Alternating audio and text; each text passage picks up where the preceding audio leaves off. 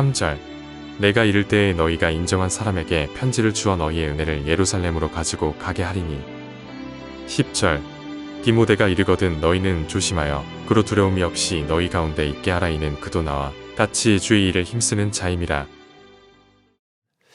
오늘 아침 우리가 고린도전서 이제 16장의 말씀을 봅니다. 이 고린도전서를 이제 마무리하는 마지막 결론이기도 하고 부탁이기도 하고 권면이기도 합니다. 그래서 앞에서 여러 가지 많은 논쟁점들에 대해서 사도 바울이 설명도 하고 또 책망도 하고 가르치기도 하고 여러 가지 하고 그 다음에 15장까지 가와서는 진정한 우리 교회가 가져야 될 것이 뭐냐. 부활의 복음이다. 이 부활의 복음이 최고의 핵심이라는 것 얘기를 하면서 이제 이 부활의 복음을 믿는 자들이 어떻게 살아가야 될 것인가. 이것이 이제 고린도전서 16장 마지막 결론의 장이기도 합니다. 그래서 믿는 것과 그 믿음대로 살아가는 것이 참 어우러져야 되는데 어떻게 살아가느냐가 참 중요합니다. 믿음은 올바른 것 같은데 바른 신앙 고백은 있는 것 같은데 살아가는 삶이 잘못되어 있으면 늘 문제가 생깁니다. 그래서 이 마지막 고린도전서 16장은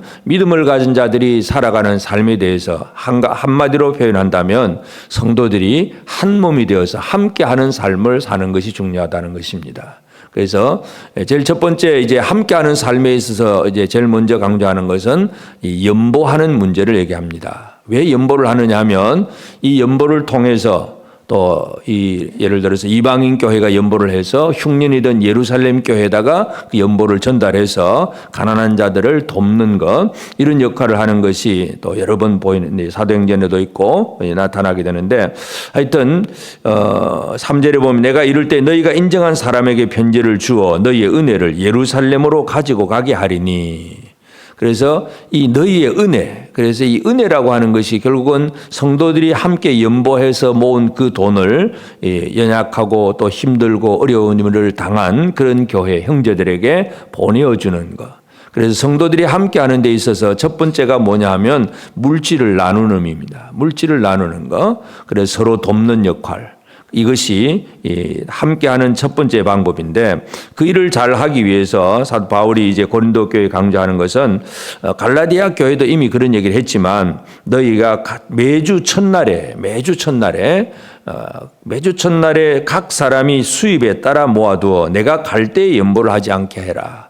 내가 가면 그때서야 이제 부랴부랴 뭔가 우리 특별한 것만 한번 합시다. 이래가지고 하는 그것보다 매주일 첫날 부활의 날 이날에 성도들이 모일 때마다 헌금을 하고 그게 또 헌금을 할 때도 보면 각 사람의 수입에 따라 자기의 힘껏 능력 받은 은혜대로 우리가 예를 들어서 11조 1,000만 원 버는 사람은 100만 원이 되는 것이고 100만 원 버는 사람은 10만 원이 되는 것이고 각 사람의 수입에 따라서 하나님 앞에 헌금을 하고 그것을 모아두어서 그것을 가지고 연약한 자들을 돕는 그 일을 하게 하라. 그것입니다. 그래서 함께 한다는 것은 그냥 우리끼리만 논다는 개념이 아니라 연약한 이웃 교회들 또 예루살렘 교회 같이 어떤 흉년이 들었다고 하는 그런 어떤 사건이 벌어졌다면 또 그런 필요한 곳에 뭔가를 보내주고 나누어주는 것 이것에 대해서 제일 먼저 강조를 합니다. 그래서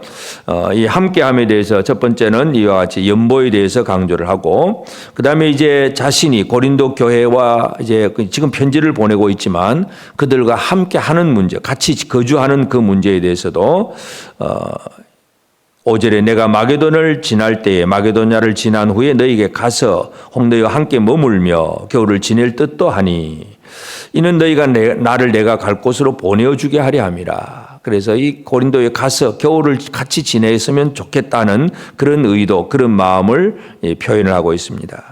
7절에도 이제는 지나는 길에 너희를 보기를 원하지 아니하노니 그냥 잠깐 지나기는 그걸 원하지 않고 만일 주께서 허락하시면 얼마 동안 너희와 함께 머물기를 바랍니다. 같이 지내고 싶다. 그래서 함께 교제하고 함께 거주하는 이 서로 함께하는 생활들 신앙생활을 하는 데 있어서 이 함께함이 없는 사람들도 간혹 보면 있습니다. 혼자 개인 신앙생활, 요즘 이제 말하는 우리 한국 교회도 가나안 신앙, 안 나가 교회를 안 나갑니다. 그런데 예수는 믿는다고 그럽니다. 그런데 함께할 줄을 모릅니다. 이러한 신앙들은 믿음은 가진 것 같은데 믿음의 삶을 살아내지를 못하는 사람들입니다. 많은 사람들이 교회에서 어떤 누구에겐가 뭐 교역자들이든지 아니면 오래된 성도들이든지 하여튼 누구에겐가 마음의 상처를 받고 또 자기 마음에 들지 않는 어떤 문제가 생기면 자꾸 떠납니다.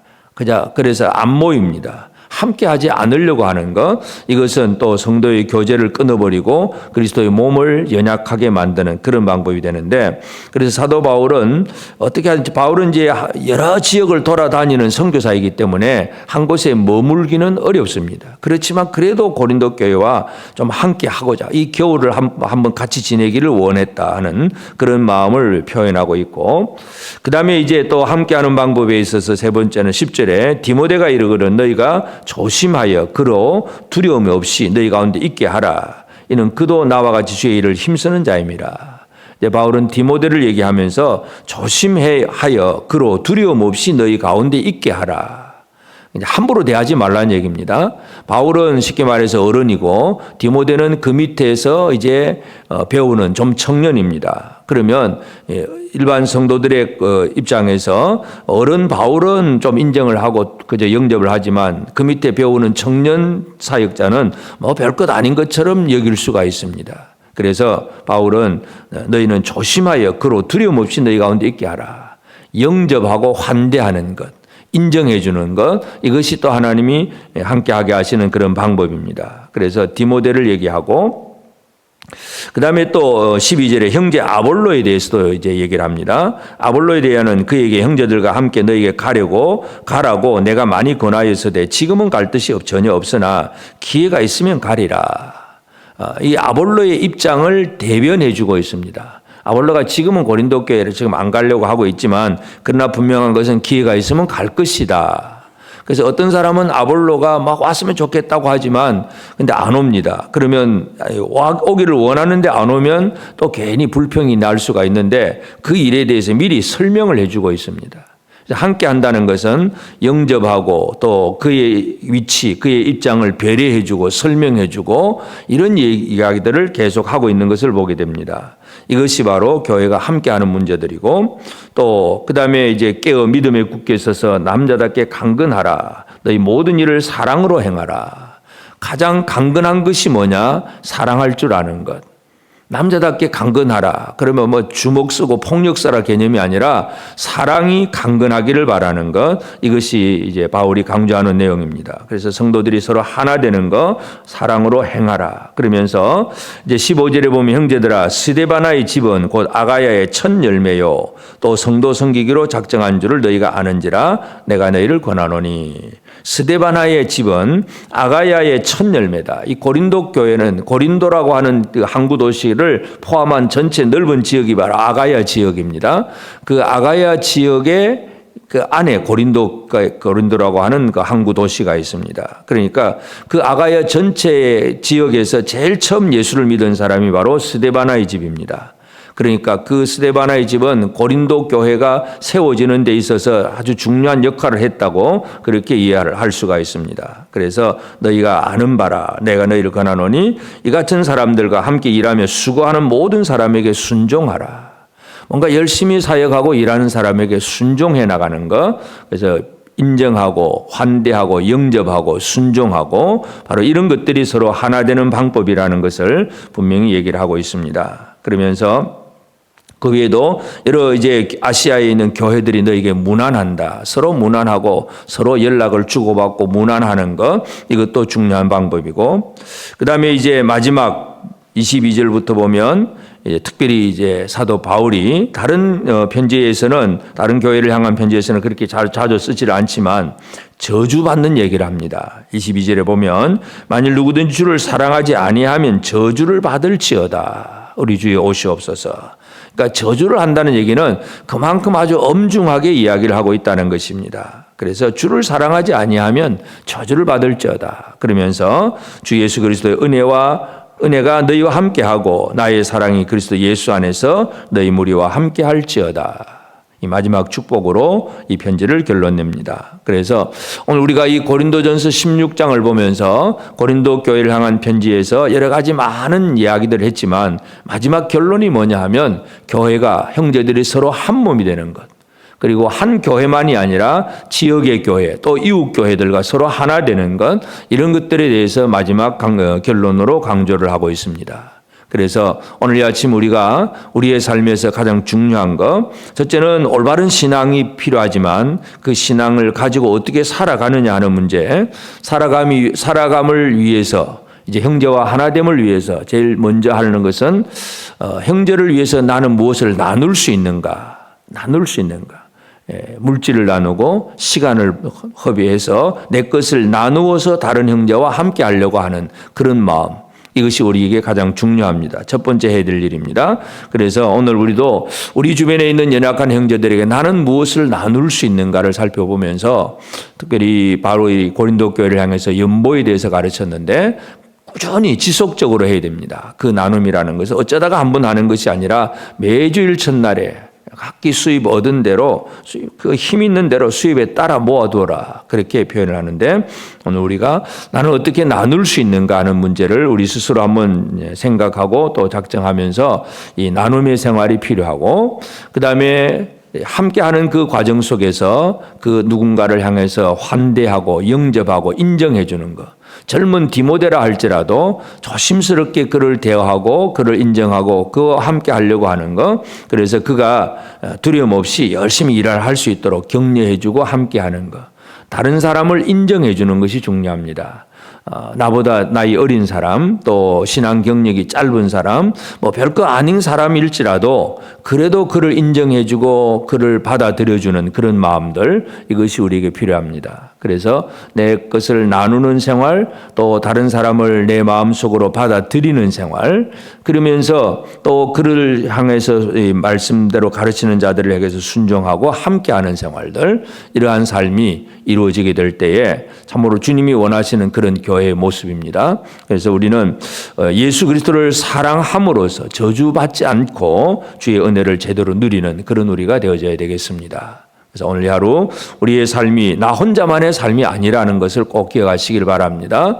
신앙생활은 나 혼자만이 아니라 함께하는 것임을 기억하고 함께 교회 안에서 또 서로 나누고 받아들이고 용납하고 환대하고 인정하고 배려하고 격려하고 그래서 서로 힘을 모아가는 그런 교회가 될 때에 이것이 사랑으로 이루어지는 것이고 저주받지 않는 것이고 주의 놀라운 은혜를 누리는 길임을 깨달아 알고 오늘 우리 교회가 우리 사랑하는 성도들이 이 바른 믿음 그리고 바른 믿음을 가진 자로서의 올바른 삶을 살아내는 우리 모두가 되어지기를 주의 이름으로 축복합니다.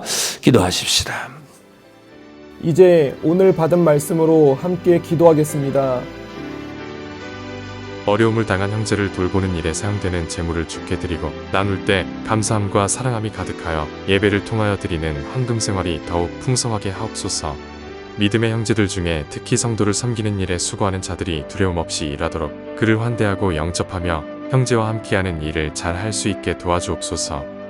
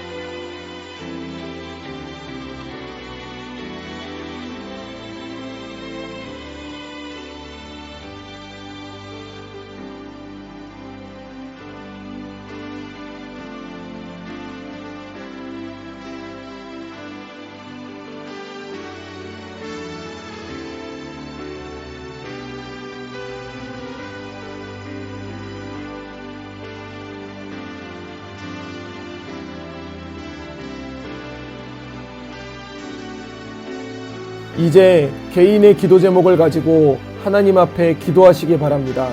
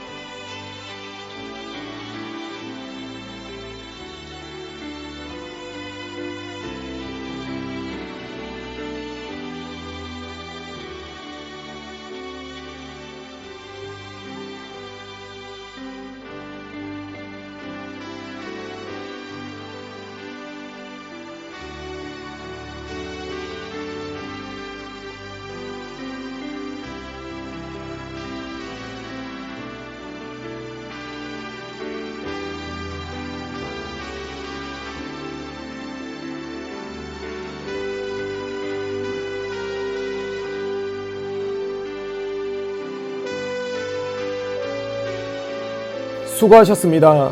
오늘도 하나님의 인도하심 가운데 승리의 하루를 보내시는 우리 재건부평교회 모든 성도님들이 되시기를 주님의 이름으로 축복합니다.